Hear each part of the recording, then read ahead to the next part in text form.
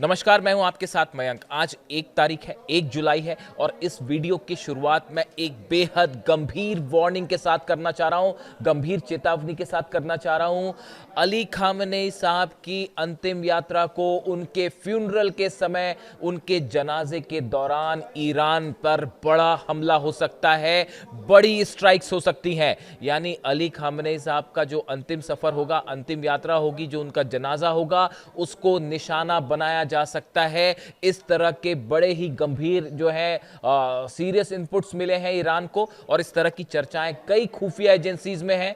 और देखिए, जो बयान आए कल इजराइल के कई अधिकारियों की तरफ से, खासकर रक्षा मंत्री कार्ड्स की तरफ से उनका बयान आया है कि हम 24 घंटे में ईरान पर हमला करने के लिए तैयार हैं। इसके अलावा कई इनपुट्स ये बता रहे हैं कि 4 जुलाई से 9 जुलाई के बीच जब अली खामनेई साहब का जनाजा होगा और कई शहरों में, तेहरान में, कोम में, मशहद में करोड़ों लोग जमा होंगे और अलग अलग शहरों में अलग अलग कार्यक्रम होंगे। इस दौरान ईरान में कई शहरों पर हमले हो सकते हैं। ये हमले भले एयर स्ट्राइक ना हो, लेकिन मोसाद एक बड़ा कोवर्ट ऑपरेशन कर सकता है। जब हजारों लाखों लोगों की भीड़ जमा होगी, उसके बीच धमाके हो सकते हैं, उसके बीच फायरिंग हो सकती है और इसकी जानकारी अब ईरान के पास भी है। ईरान की सारी खुफिया एजेंसीज जो है वो अलर्ट पे हैं। देखिए, जो इनपुट आ रहे हैं, आखिर ये जानकारियां कैसे बाहर आई। बताया जा रहा है इजराइल की तरफ से ऐसे दावे हो रहे हैं कि इजराइल की तरफ से, मोसाद की तरफ से एक बड़ा कोवर्ट ऑपरेशन शुरू हो चुका है। अगर आपने कुछ बातें नोट की हो तो ये बेहद गंभीर है। आईआरजीसी के political deputy commander, deputy head जो रहे हैं अकबरजादे, इनकी ईरान में एक बेहद संदेहास्पद परिस्थिति में मौत हो गई है। Mohammad Akbarzadeh, a senior official with Iran Islamic Revolutionary Guard Corps Navy, has died raising questions. ये नेवी से जुड़े हुए थे, आईआरजीसी से जुड़े हुए थे, डिप्टी चीफ थे, आईआरजीसी के बड़े ओहदे पर थे। इनकी मौत हो जाती है। Iranian state media reported his death as a car accident in Kerman province. उन्होंने, जो ईरान के मीडिया में खबरें आई कि एक हादसे में उनकी मौत हुई, एक्सीडेंट पे मौत हुई है, लेकिन जो सर्कमस्टांसेस बता रहे हैं, the circumstances surrounding his demise have sparked considerable suspicion particularly on social media. जिस तरह से उनकी कार पलटी और आसपास जो सर्कमस्टेंशियल एविडेंस मिले हैं, वो इस ओर इशारा करते हैं कि ये इनकी जो मौत है, इसके पीछे मोसाद का ऑपरेशन भी हो सकता है, कोवर्ट ऑपरेशन, और मोसाद ने इनको निशाना बनाया है, इस तरह की बात कही जा रही है। इसके अलावा आपने अगर बात नोट की है तो 2 आईआरजीसी से जुड़े बड़े अधिकारियों की गोली मारकर हत्या कर दी गई है ईरान में कल।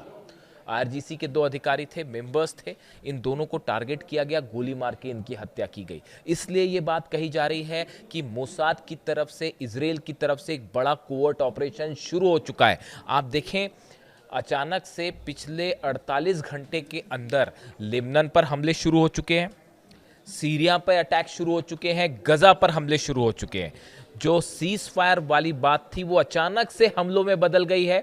दक्षिणी लेबनान पर हमले हो रहे हैं, टायर इलाके में हमले हो रहे हैं, इजराइल के फाइटर जेट्स ने वहां पर बमबारी की है। इसी तरह के हालात सीरिया में है। सीरिया में तो हैवी व्हीकल के साथ इजराइल की जो आर्मी है वो अंदर घुसी है और कई जगह पर जो है वो सीधी आमने सामने की लड़ाई जारी है। ऐसे ही गजा में भी हमले हो रहे हैं। इन हालात में एक बार फिर यह सवाल उठने लगा है कि क्या इजराइल ने कोई बड़ी प्लानिंग कर ली है?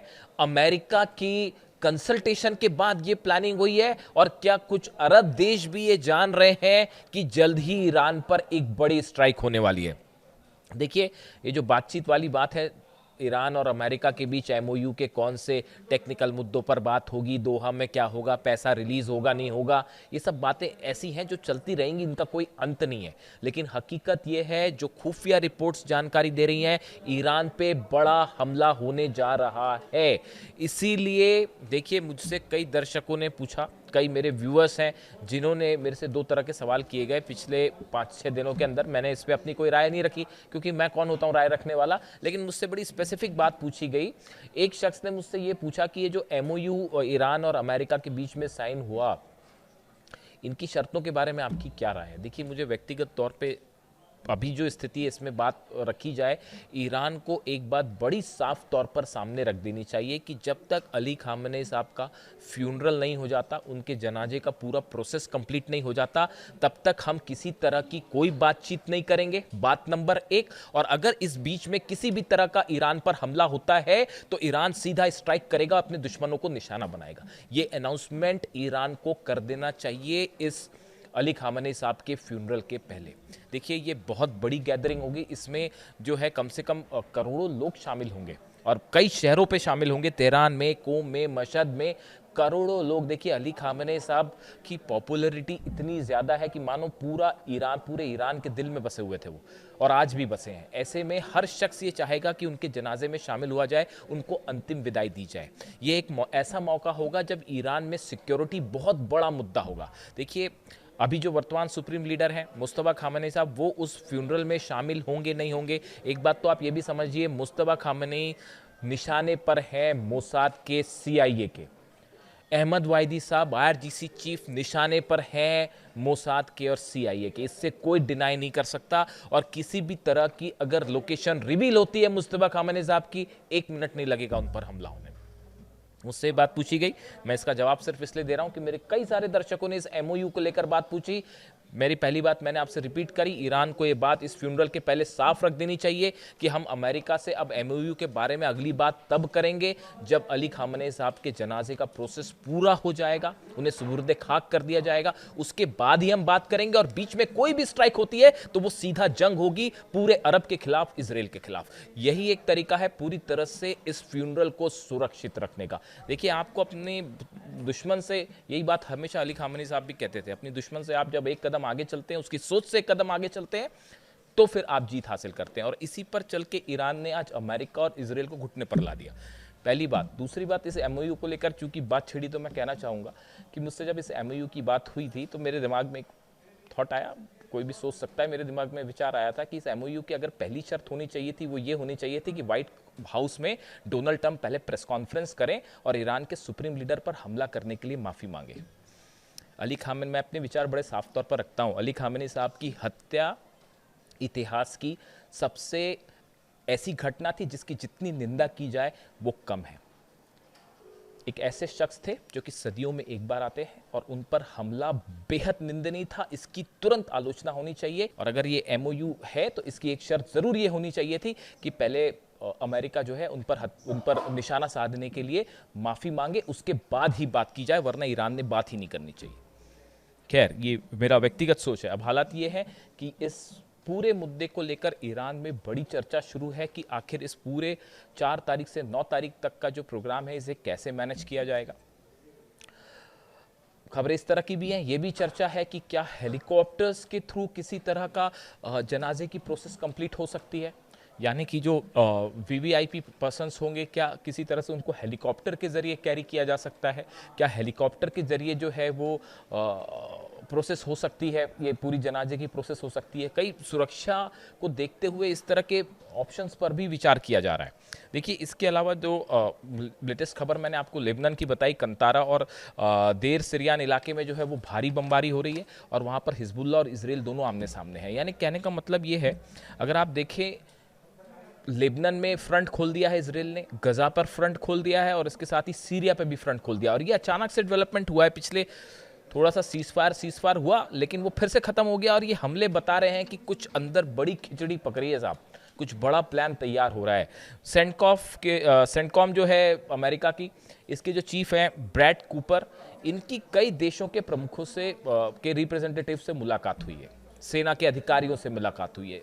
प्रमुख मतलब मैं राष्ट्रपति या प्रधानमंत्री की बात नहीं कर रहा हूँ, सेना अधिकारी जो हैं इनसे मुलाकात हुई है। लेबनान भी गए थे वो, हालांकि लेबनान के प्रधानमंत्री से उनकी मुलाकात हुई।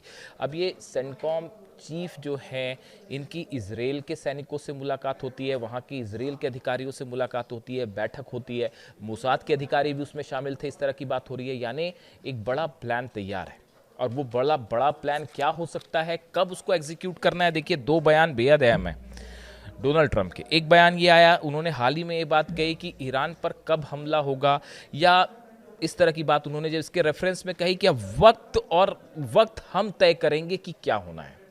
समझ रहे हैं आप, वक्त हम तय करेंगे कि क्या होना है। इससे लगता है कि शायद डोनाल्ड ट्रंप या अमेरिका के मन में एक फ्रेमवर्क तैयार है कि ईरान पर कब स्ट्राइक की जाए। बड़ी माइन्यूटली चीज़ों को फॉलो करना होता है। दूसरा, उनका बयान थोड़े दिनों पहले जो था कि मैं इस्लामिक रिपब्लिक को मैं जो है पूरी तरह से ख़त्म कर दूंगा, वो ईरान को लेकर इस तरह की बातें एक दो बार कर चुके हैं।